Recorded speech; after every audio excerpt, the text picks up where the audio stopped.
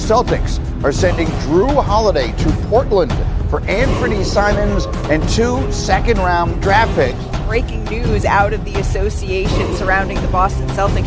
The Celtics have traded Kristaps Porzingis to the Atlanta Hawks. 50 for Jaylen Brown. This is Pritchard time. The crowd can sense it. Over 3 Bulls. It's gone! Great in and out dribble. Oh! He set off the smoke detector!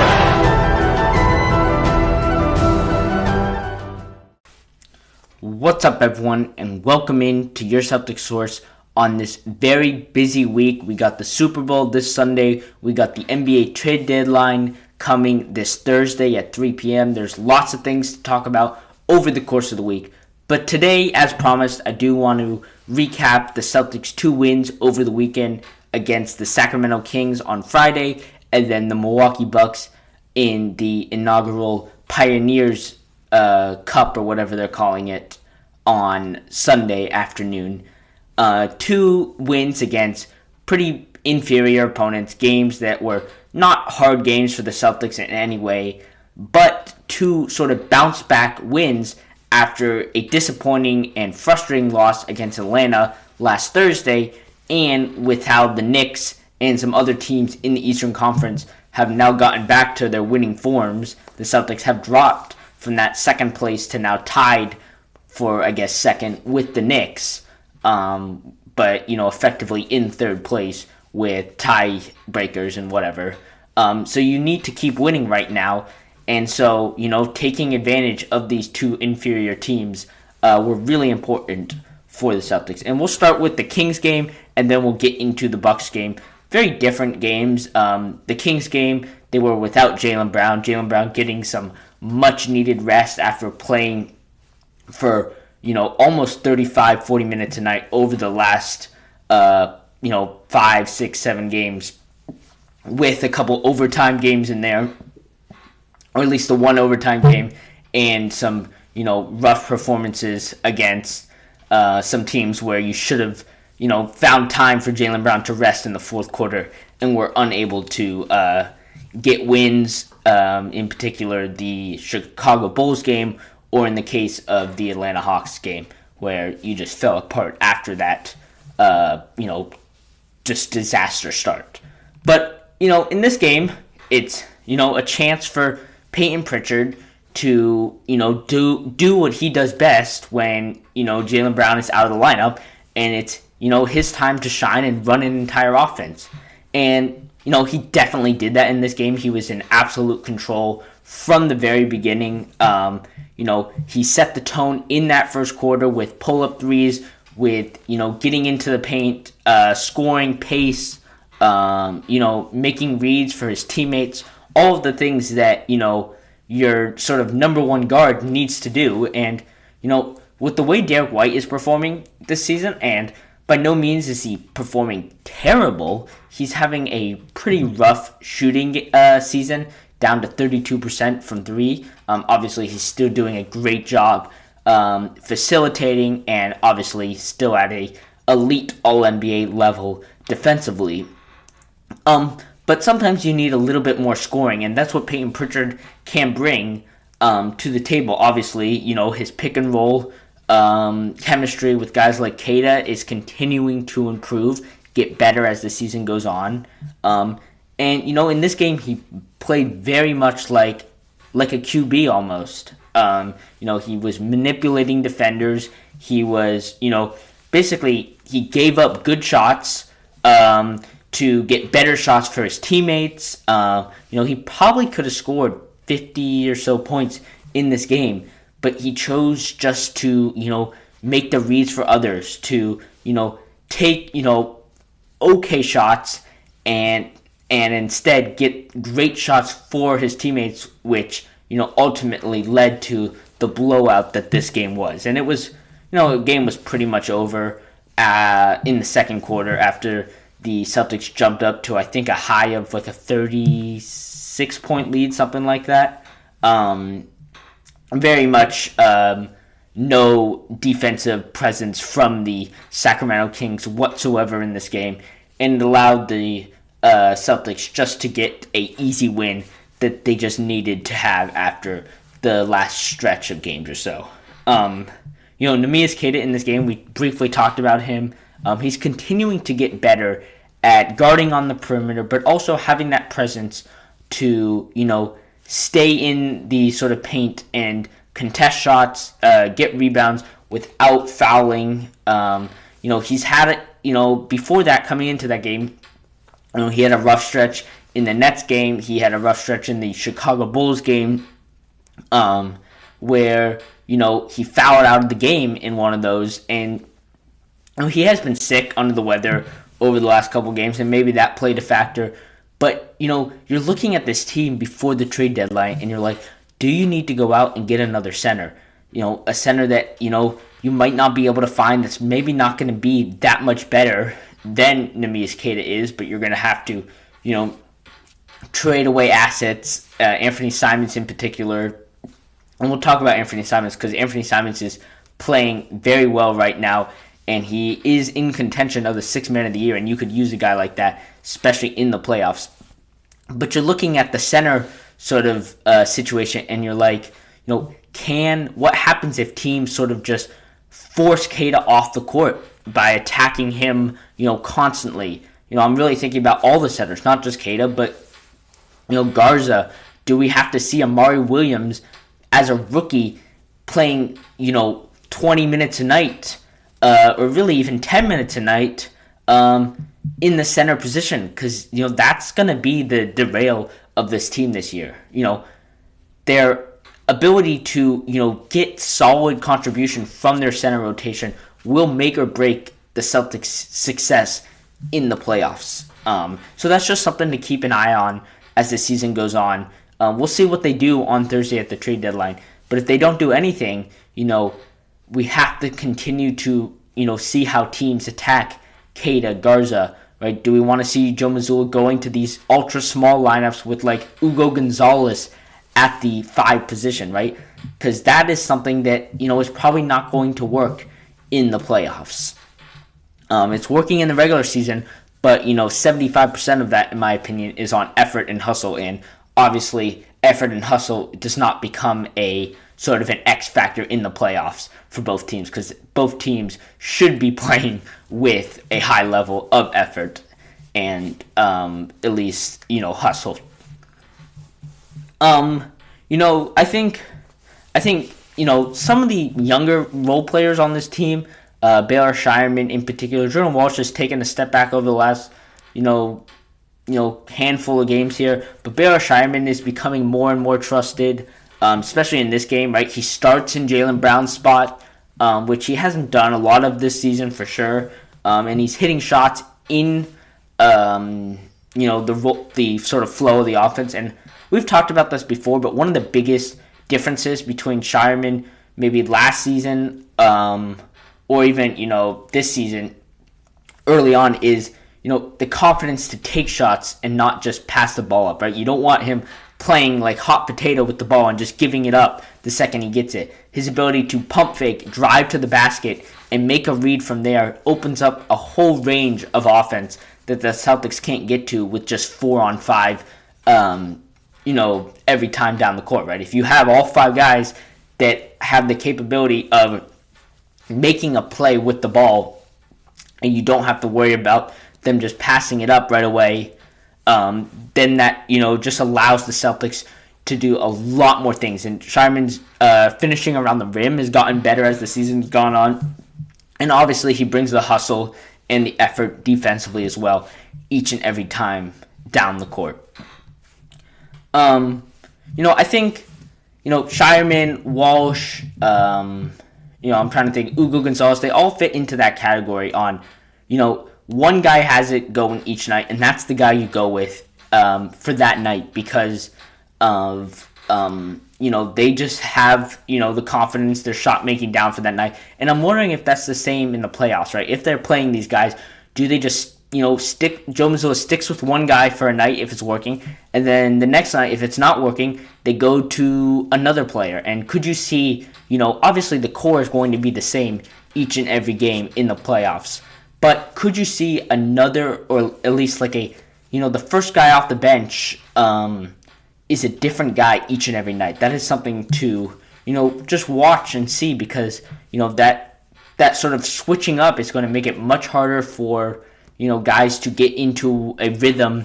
I think that isn't so much of a problem for the Celtics because of how Joe Mazzulla coaches anyway, right? You never know if you're going to be playing one night, how much you're going to be playing a night. Starters can get benched if it's not working on any given night, right? So that sort of culture and just, knowingness that no one's safe on the team just allows them to play freely, play, mistake-free basketball, because they know even if they, it's not like they're, shriveling up trying not to make a mistake. And we saw that from Shireman early on, right? We just talked about that. But now you're seeing that, you're probably going to be benched anyway. Starters know that too. So you're less likely to sort of, basically shrivel up, because, Joe Mazzulla is looking more for players that are hustling, making effort plays, making the right reads, rather than the execution each and every night.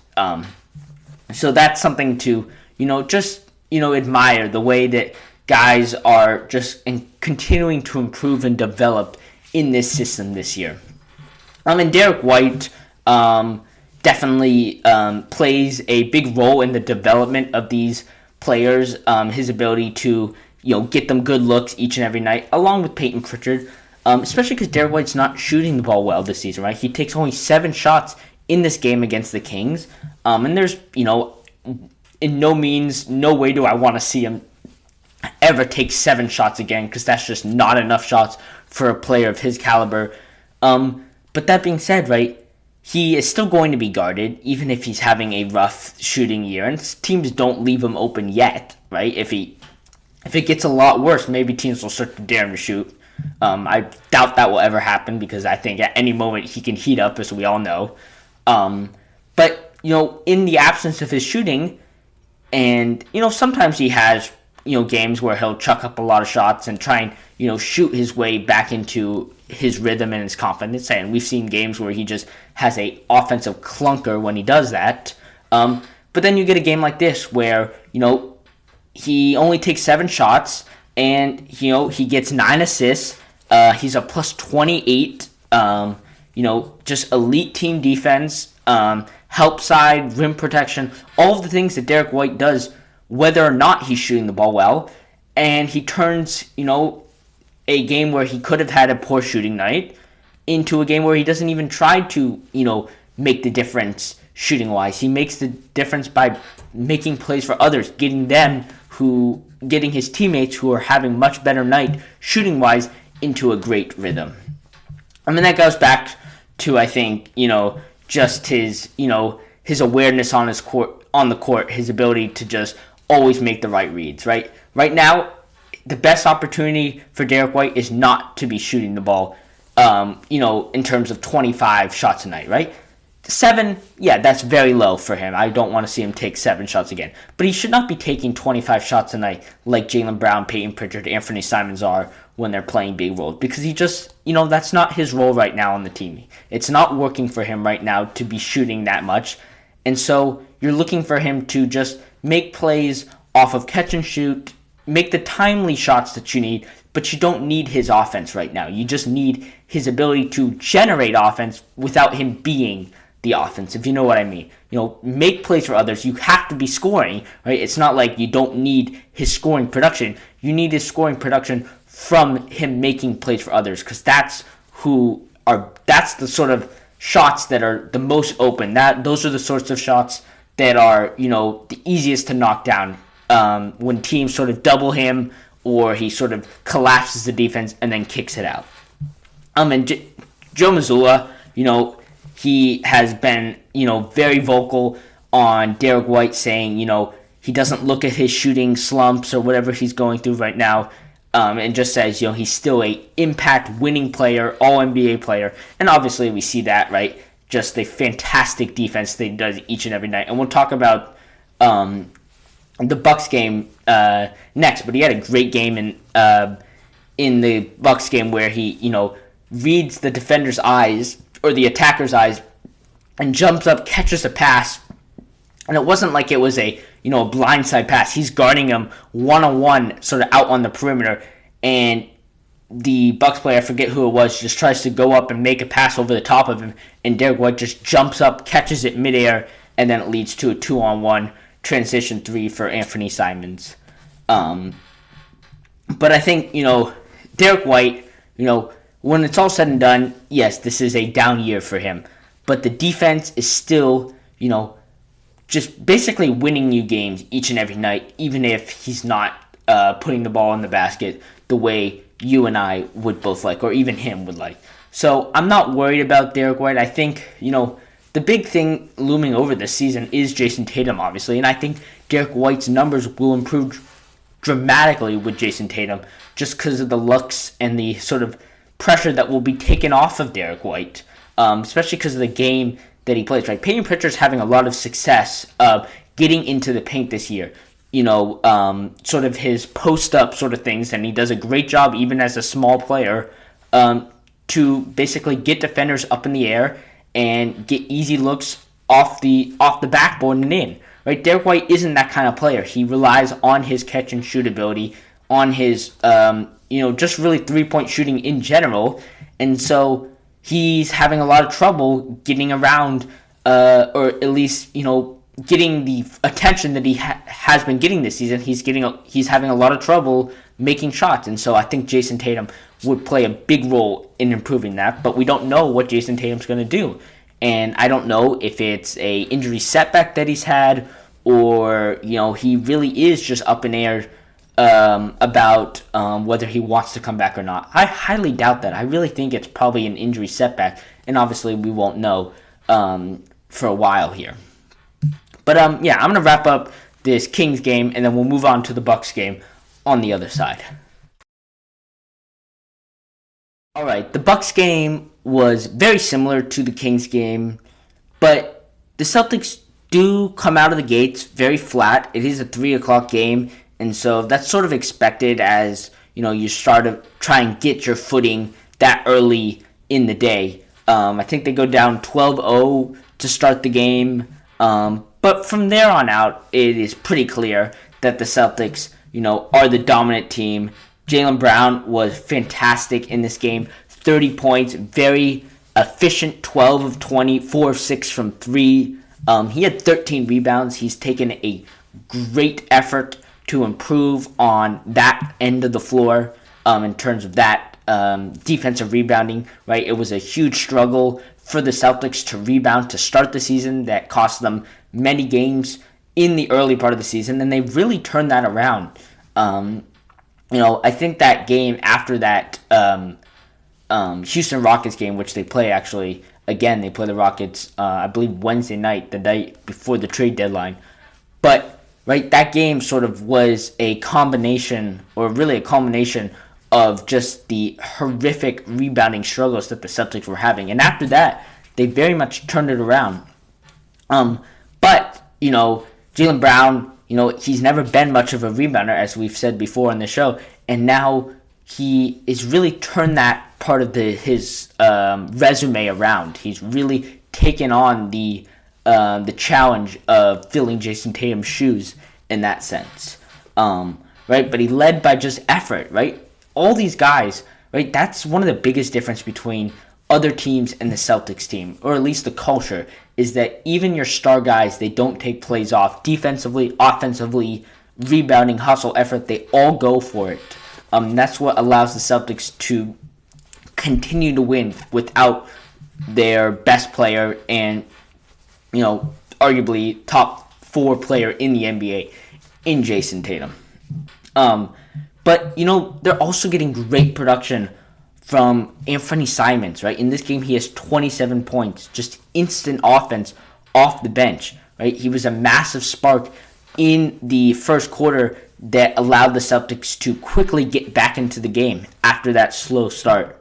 Back-to-back threes, we've seen this, in multiple games. We saw that Heat game where he just had a classic, really seasoned performance in 30 points, sparking that, 15-point comeback that they had in that game. But then you've seen games throughout the season where Anthony Simons, he comes in and he just has, 10 points or whatever, and he's not much of an impact. But as of lately, Anthony Simons has just been a fantastic addition off the bench. 6th man of the year candidate for sure. I'm not sure who the other guys that he is battling against right now.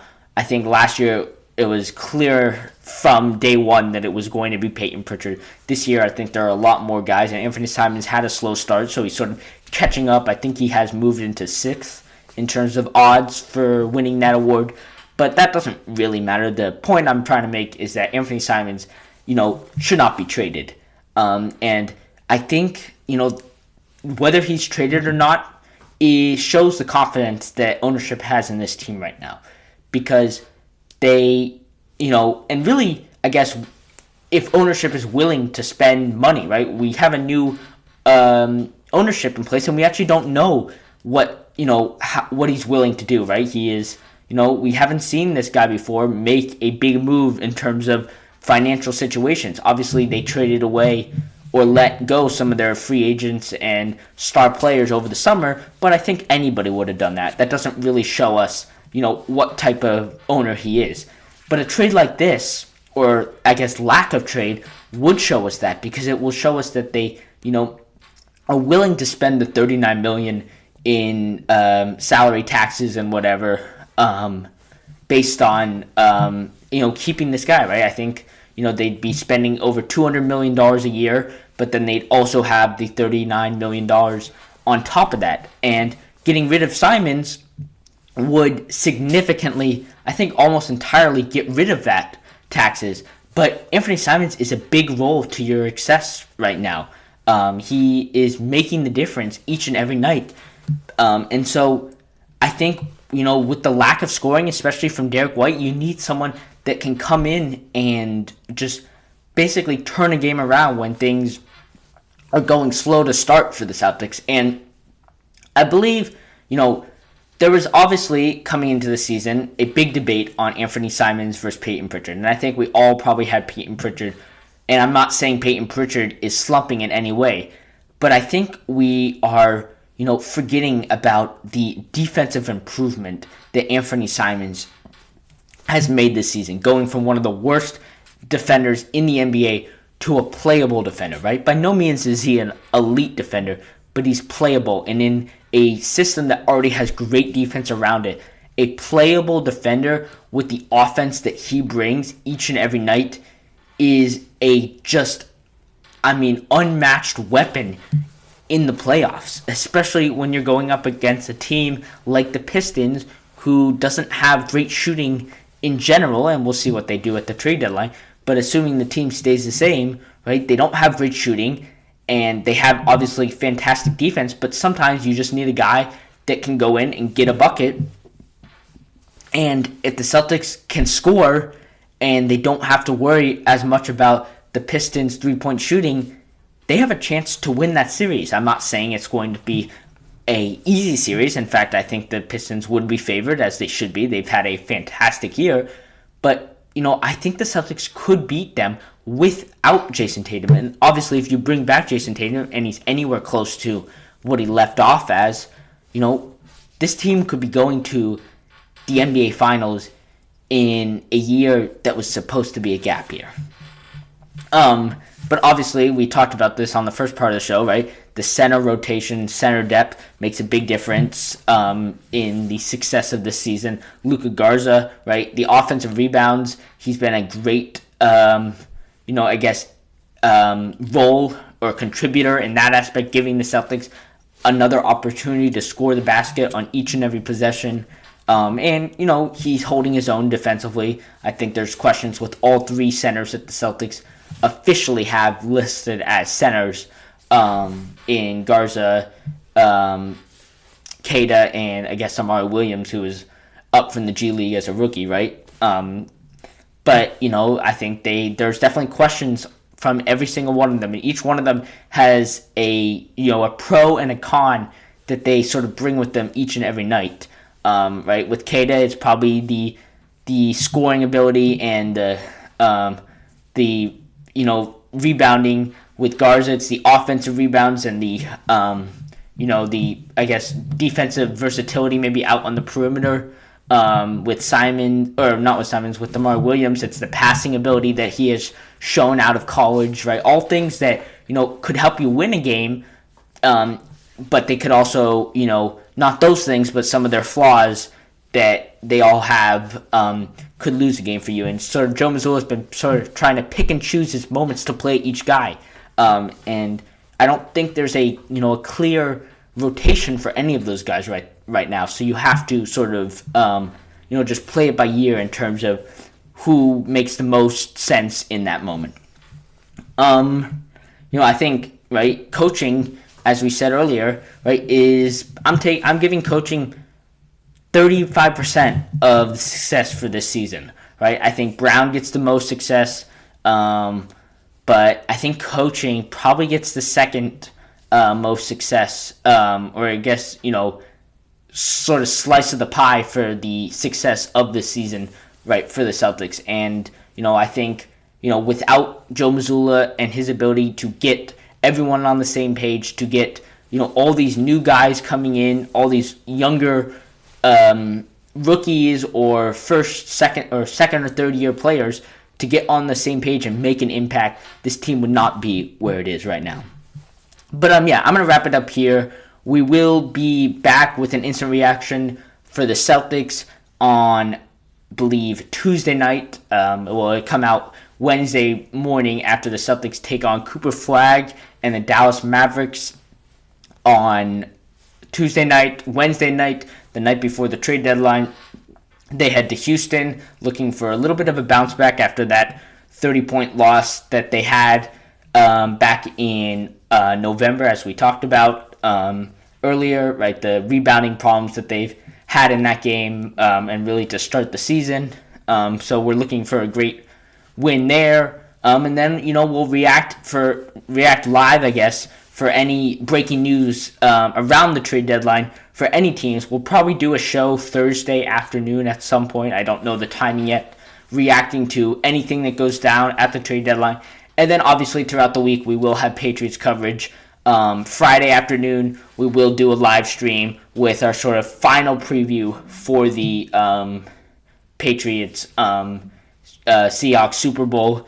We'll react to any injury news and whatever that is out at that point. And then obviously after the we're actually going to do 4 games here between podcast episodes for the Celtics, right? So we're going to combine both the Dallas game and the Houston game into a podcast episode with these 2 Bucks and Kings game, just because we're trying to do a podcast episode after every 3 games, but with the back-to-back and the Patriots coverage and all the stuff that we're doing this week as well, I'm not going to have time to record an episode on Wednesday in between games. So we'll wait till the NBA trade deadline goes by, and I'll record a podcast episode Thursday evening that will come out Friday, talking about the trade deadline, the Celtics games, and anything that we find interesting throughout the week. But until next time, follow on social media. You can check out these podcasts on Apple, Spotify, Amazon, wherever you get your podcasts,